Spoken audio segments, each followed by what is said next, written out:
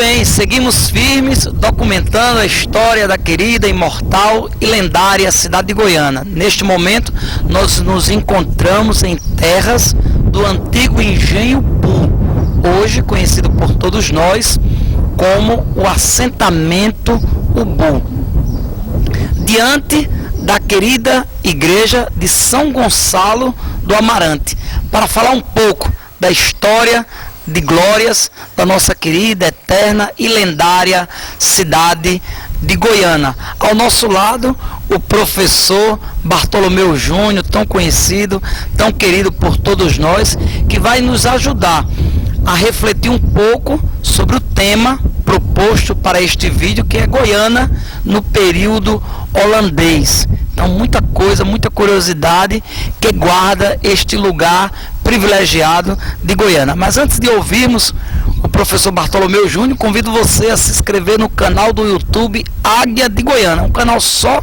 sobre a nossa história. Te inscreve, ativa as notificações, deixa o teu ok e vamos juntos propagar a nossa história.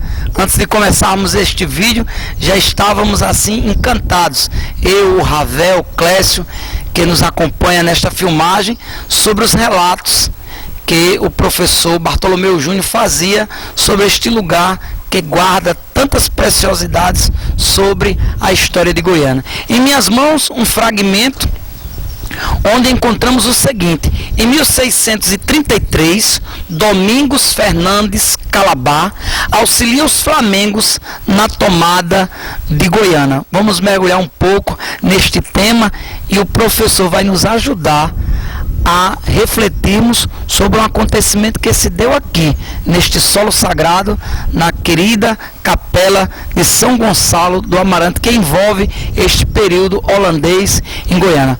Professor Bartolomeu Júnior, fique à vontade. Olá, Marcos, obrigado pelo convite. Então, em 1630, quando os holandeses desembarcam em Pau Amarelo, aos poucos eles foram dominando as comunidades vizinhas. Então, como você falou aí, em 1633, Goiânia toda, né, vamos dizer, as duas freguesias, tanto a de São Lourenço quanto a freguesia de Nossa Senhora do Rosário, já estavam em poder dos holandeses. Mas isso foi acontecendo aos poucos, porque vários flamengos estavam vindo tanto por terra quanto por mar. E por terra chega, né, o Hendrik Schilt aqui na nossa capela e assassinou o nosso capelão, né, que era o padre Álvaro Mendes de Elvas. Em outros livros nós vamos encontrar Domingos Fernandes, Francisco Fernandes de Elvas, né? Então existe aí também um conflito na bibliografia goianense sobre o verdadeiro nome do nosso capelão. Mas vai existir esse fato, né, que para roubar a prata, como está lá em bibliografia sobre Goiânia, para roubar a prata da capela, os utensílios, né, o cálice, âmbula, os objetos litúrgicos de culto, para poder financiar essa campanha, como é que eu posso dizer, de realmente conquistar esse território, o nosso litoral. Então Álvaro Mendes Delvas é assassinado por se negar a entregar a prataria da capela ao Hendrik Schilt, que era o comandante que estava vindo por terra até chegar à cidade de Goiânia.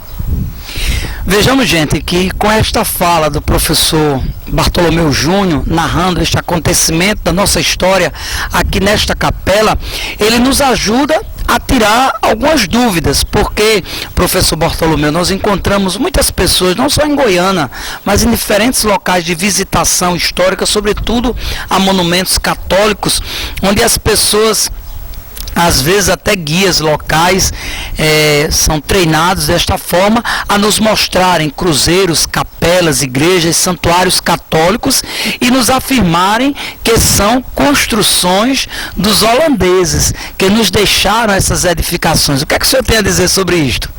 É complicado fazer essa comparação com os holandeses, porque eles não eram católicos, né? O que vai acontecer aqui em Recife, em Igaraçu, eles utilizaram templos católicos como templos protestantes, porque eles eram evangélicos, né? Como hoje muita gente fala, mas eles eram protestantes, eles eram calvinistas, seguidores das doutrinas de João Calvino. Então, em Igaraçu, por exemplo, eles utilizam ali o convento franciscano de Igaraçu como local para o culto deles. Em Recife também, mas eles não construíram nenhum templo católico. Em Goiânia tem até essa ideologia também de que até o próprio túnel, né, do Cruzeiro do Carmo teria sido construído pelos holandeses, mas os holandeses, quando chegaram em Goiânia, as igrejas já estavam construídas e o próprio Cruzeiro e o Convento do Carmo só vão ser construídos depois da expulsão deles, porque eles são expulsos em 1654 e o nosso conjunto carmelita começa a ser edificado em 1666, né? Então, como é que foram os holandeses que construíram, se eles já tinham ido embora? Não foi.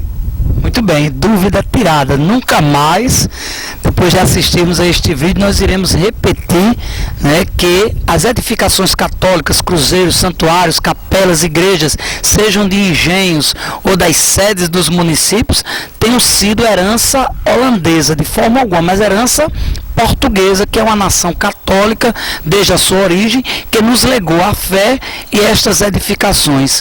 Mas, professor Bartolomeu, antes da gente finalizar este vídeo educativo para o canal Águia de Goiânia, existem outras curiosidades que o senhor poderia destacar aqui desta comunidade, até para aguçarmos o olhar de pesquisadores, historiadores, porque muitas das vezes as pessoas passam lá na pista e não sabem, não imaginam que este recanto guarde tantas curiosidades, que ainda tantas coisas que precisam ainda serem elucidadas.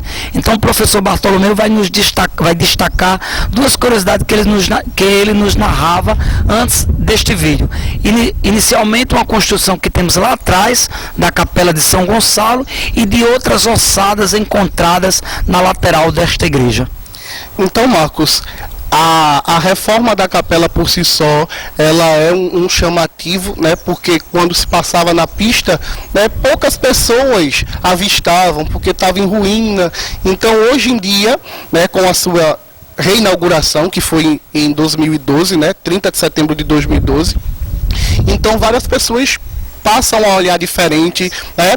É uma capela chamativa, pequena, mais simples, bonita, do final do século XVI, né? Fica num lugar privilegiado. Sim, em 2011, com as fortes cheias, as fortes chuvas, uma vala, né, tipo uma vala coletiva, foi aberta aí do lado, e vários ossos foram encontrados.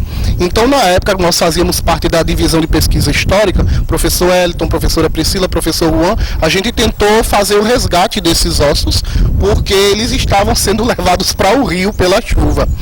E o professor Elton construiu um artigo associando esse achado, né, arqueológico ao fato acontecido, porque é como se o enterramento tivesse acontecido às pressas, um corpo improvisado, um corpo jogado por cima do outro, corpos com como é que eu posso dizer, com cortes de armas brancas, né, tipo espada, foice, faca, alguma coisa cortante, né? Porque tinha um, por exemplo, que não tinha o tampão do crânio, né? Então como se tivesse sido decepado. Então, no artigo ele tenta fazer essa comparação associando esse achado ao período holandês, já que na época da invasão, com certeza, a própria população ficou temerosa e veio se refugiar, podemos dizer assim, na igreja.